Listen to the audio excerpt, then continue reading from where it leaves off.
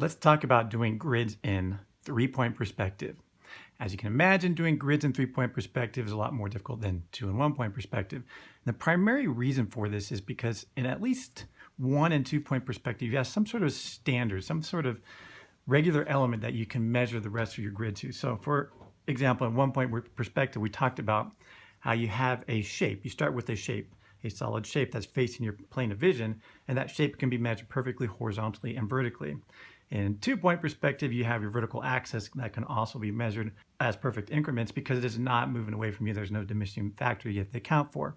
You don't have that in 3-point perspective. So all you have is you start with a point, and that's all you have to work with before you start figuring out all the gridded elements.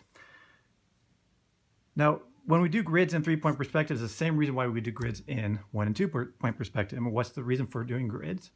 Well, the reason for doing grids, number 1, is to find the perfect square, and number 2 is to find those diminishing elements as they recede into space.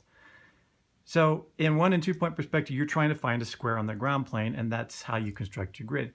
In 3-point perspective, because there is nothing that's parallel to your plane of vision, and the ground plane is not perpendicular to your plane of vision, you're no longer trying to find a perfect square, you're trying to find a perfect cube. And the way you find that perfect cube is you cross-reference it between all your 3 vanishing points in your 3-point perspective.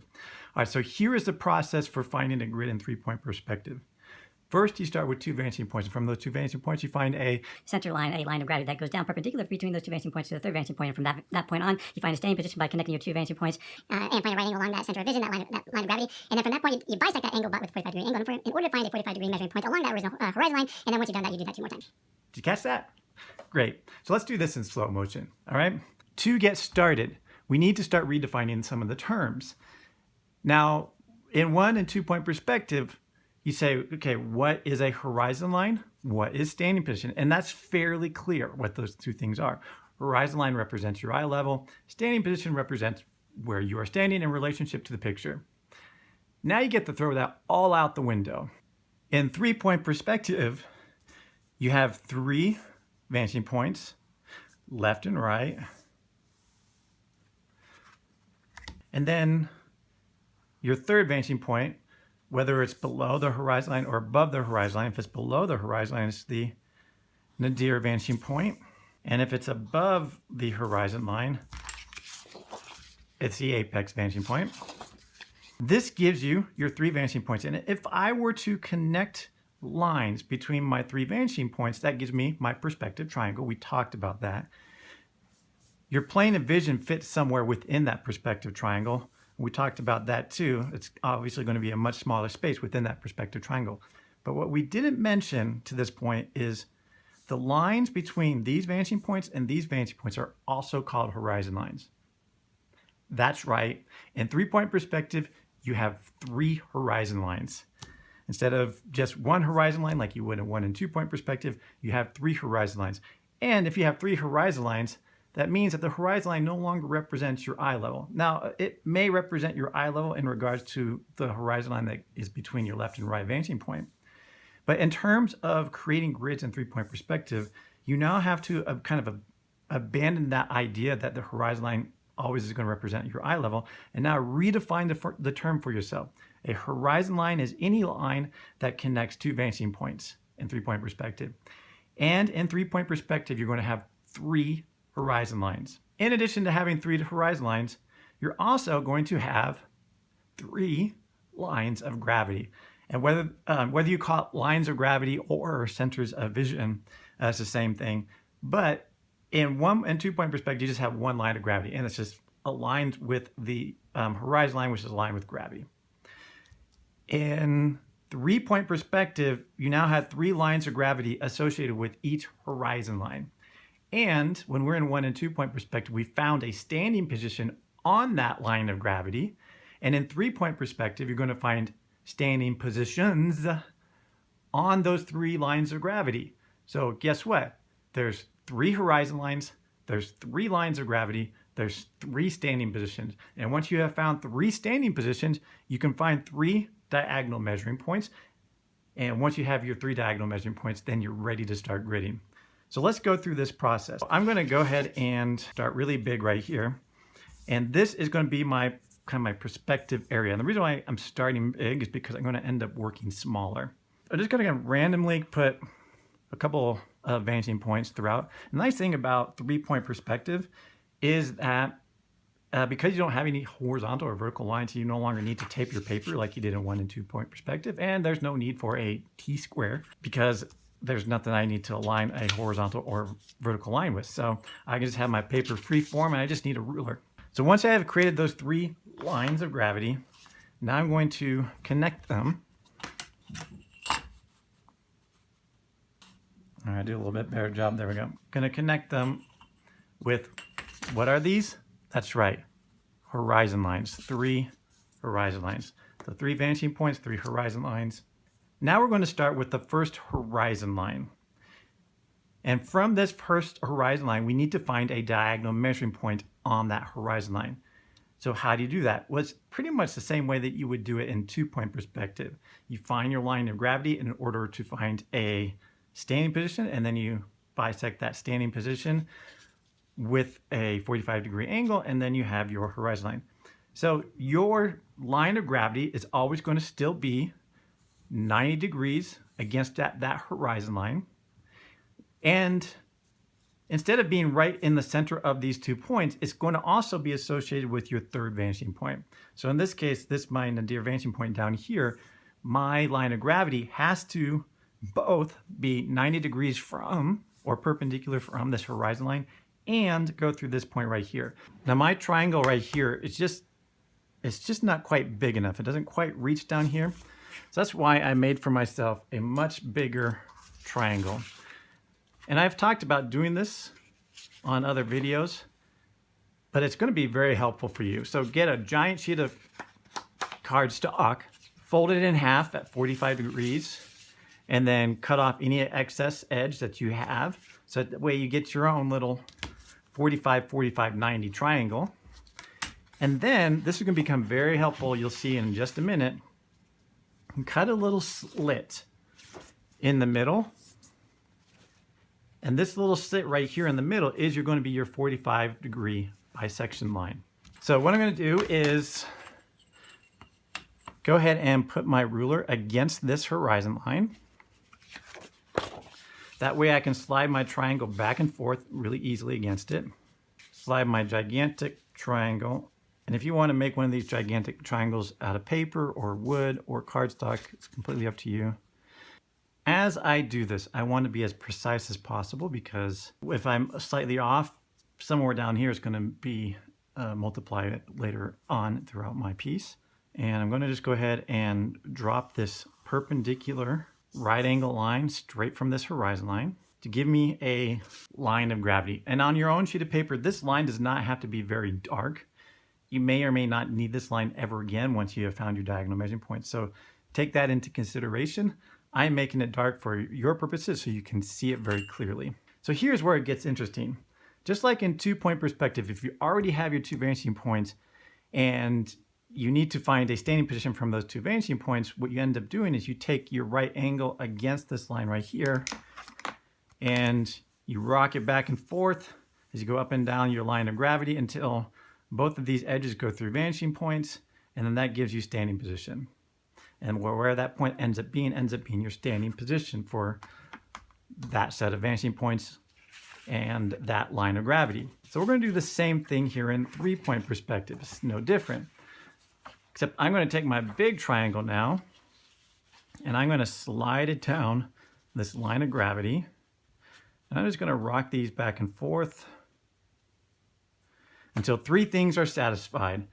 Number 1, it goes through left vanishing point, it goes through right vanishing point, and it's still along that line of gravity. And when that happens, with this neat little device that I have here, I can either fold this over like this, or I can lift the slit up, and I can go ahead and make a diagonal measuring point. So that is my first diagonal measuring point. I'll go ahead and label this diagonal measuring point number 1. This is left vanishing point, right vanishing point, nadir vanishing point. This is going to be a line of gravity. This is a right angle, just so you're aware of that. And this is horizon line number 1, because remember, 3 horizon lines. So once you've found your first diagonal measuring point, there's no reason why you need to mark where that staying position is, because you need it for one purpose, and that is find the diagonal measuring point. And once you have found your diagonal measuring point, you can just move on. That staying position has no relevance to you whatsoever after that point. If you want to go ahead and mark it, you're welcome to do so. For your purposes, I'll just go ahead and do that real quick so we can remember where it once was. Line of gravity, left, right vanishing point, everything is satisfied. We get a standing position right here. So there you have it. Let's go the other direction. So once you've found the first diagonal measuring point, you still need to find 2 more. So what you do is you rotate your paper, and we are going to do this all over again. Go ahead and rotate your paper so that way the horizon line is oriented in the same way as a horizon line was here. This helps with confusion. This helps you from getting kind of confused and lost in what you're doing. And then you can just, for the moment, pretend like this is now your new left vanishing point, your new right vanishing point, your new nadir vanishing point. Everything else remains the same. The process is exactly the same. So what do we do first? First thing we need to do is find that line of gravity. How do you find the line of gravity? You find your right angle, you drop it down from the horizon line, and you slide it until it goes through your nadir vanishing point. When that happens, now you can draw a line of gravity, a center of vision line. And once you have that line of gravity, your center of vision line, now we need to go ahead and put this right angle against that line of gravity, rock this back and forth until these 2 lines are both going through this vanishing point and this vanishing point, in this case, right and nadir. But if you want to rename, say left and right, it's up to you. And once this corner is on, that right angle is on your line of gravity, this line extends through your nadir vanishing point, this one through your right vanishing point. Then you can just lift up this edge, make that little mark right there. And what does that give you? That gives you diagonal measuring point number 2. And then you're going to rotate your paper one more time and do it once again. So what's the steps? Line of gravity, find your standing position, then you can find your diagonal measuring point. So let's go ahead and do that. So go ahead and bring my ruler, my triangle back out.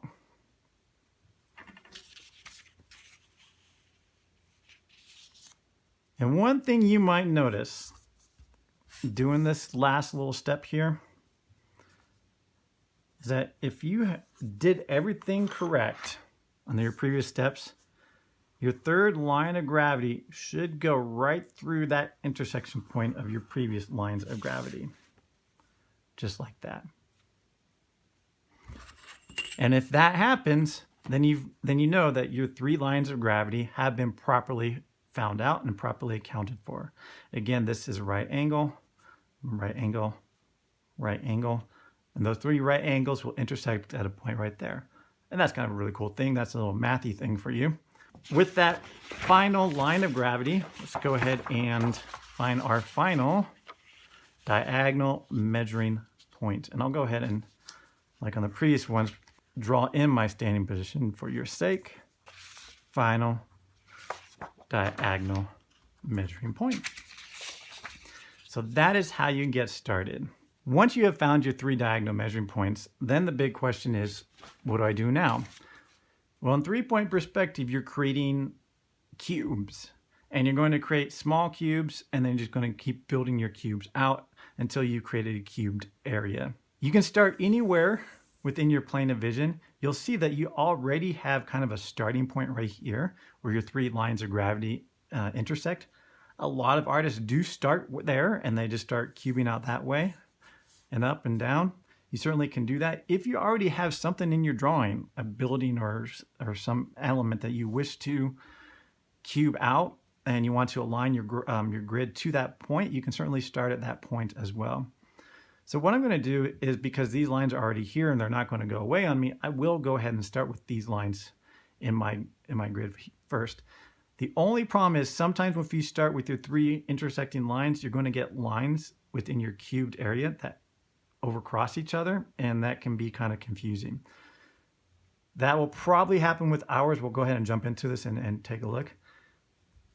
But regardless of whether you start with this or whether you decide to start randomly somewhere else, you have to start with the point, and this is that point. And once you have that point, you can connect that point, right vanishing point, left vanishing point, nadir vanishing point.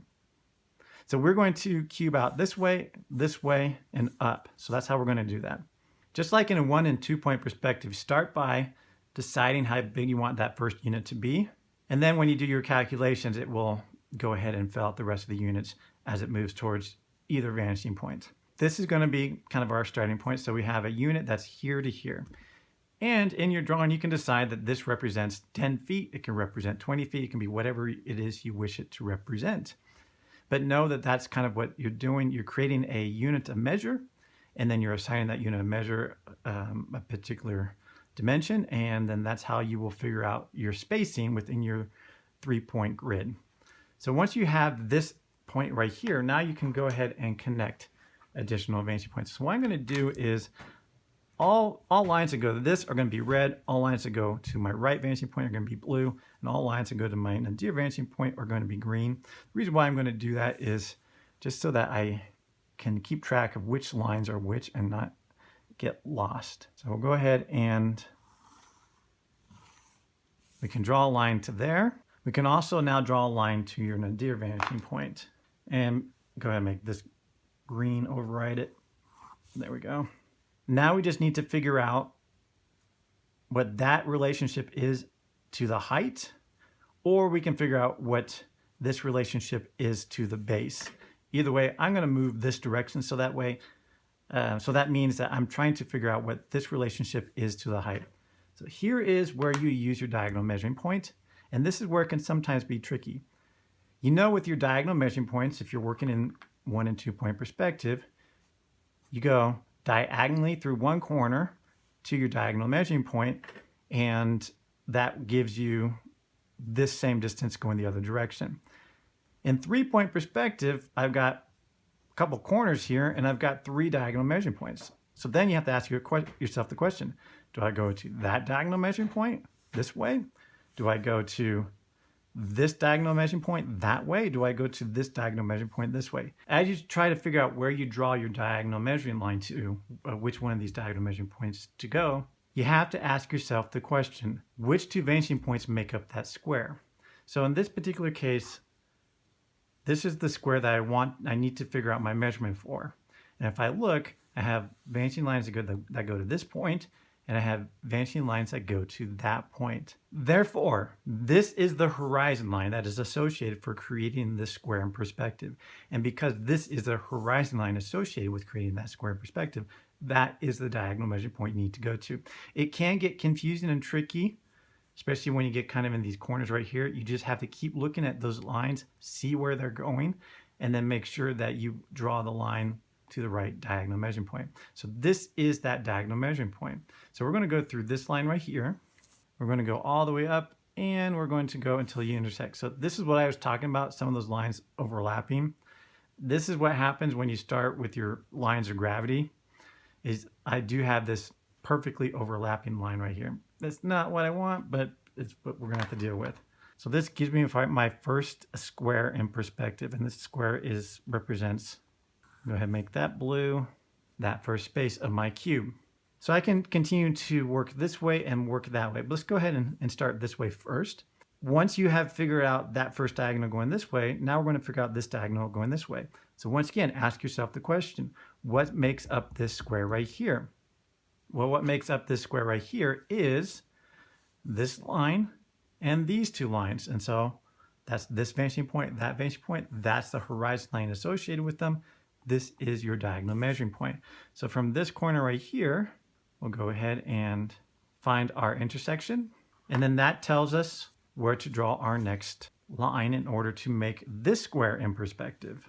And there you have it. You can start to see that coming together. Now you certainly can go ahead and connect this back to vanishing point, that back to vanishing point, or you can, if you wanted, you can find the diagonal measuring line for this top square as well.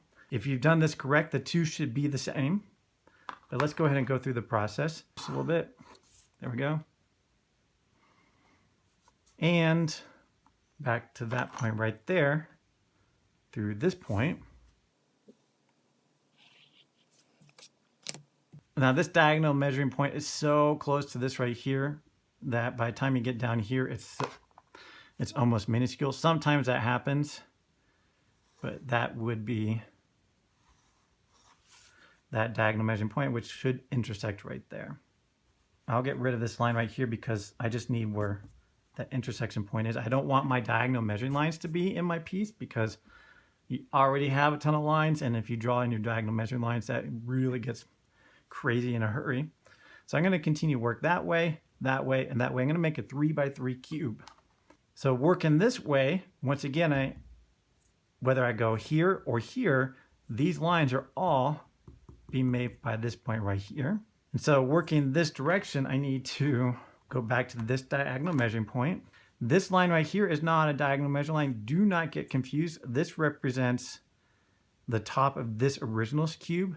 But as we're working up, if that gets obscured by the front face of the building, sometimes it's helpful to eliminate these lines because we'll find out in a hurry that those aren't the right lines. But we do have this point right here, and we have this diagonal measuring point. And so we can go all the way up and get this intersection point and that intersection point. And you can see right off the bat that this line right here is not the same as that line right there. So that's why it's important not to get confused with those. Once I have those points, I can go ahead and start marking out. I want to go this way as well. And let's just go ahead and take this all the way to the top. There we go. So this gives us this intersection, that intersection. Also gives us this top line right here. And we just need one more going that direction. So in this case, let's go ahead and use this diagonal measuring point and go through this corner right here to get that intersection. Make that a little darker. And along the top, I'm just going to go ahead and do this in just regular graphite. If you wanted to finish off our little cube by connecting these lines. This now is our 3x3x3 cube. And what can you do with this? Well, you can make this a building.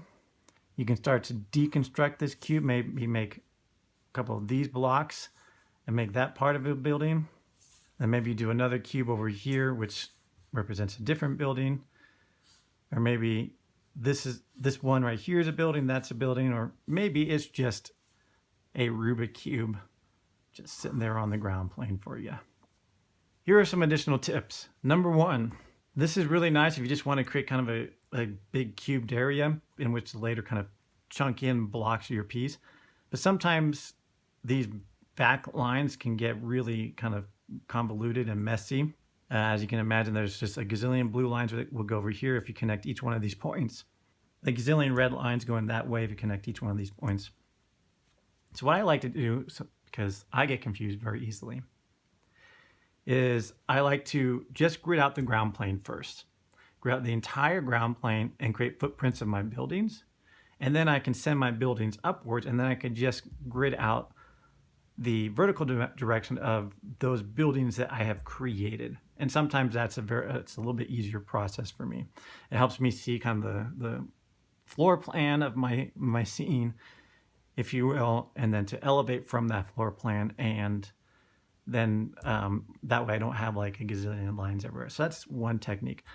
Another technique is if you're working 3-point looking up, you don't really have a ground plane, but what you can do is you can create a sky net, and you just kind of determine somewhere in the sky, somewhere in space, where you create a kind of gridded net area, and then you can have buildings come up and down through that area. This is kind of what I did here. So I created this sky net, and you can see kind of this is kind of the waist. These areas are the waist of those buildings as they kind of go up or down through that space. So that's what you can do if you're in 3-point perspective looking up. So that's basically the process. It's tedious, yes, and it's kind of confusing. You'll have a lot of lines, but just remember the rule of threes. 3 vanishing points, 3 horizon lines, 3 lines of gravity, 3 standing positions, 3 diagonal measuring points. Now you can grid.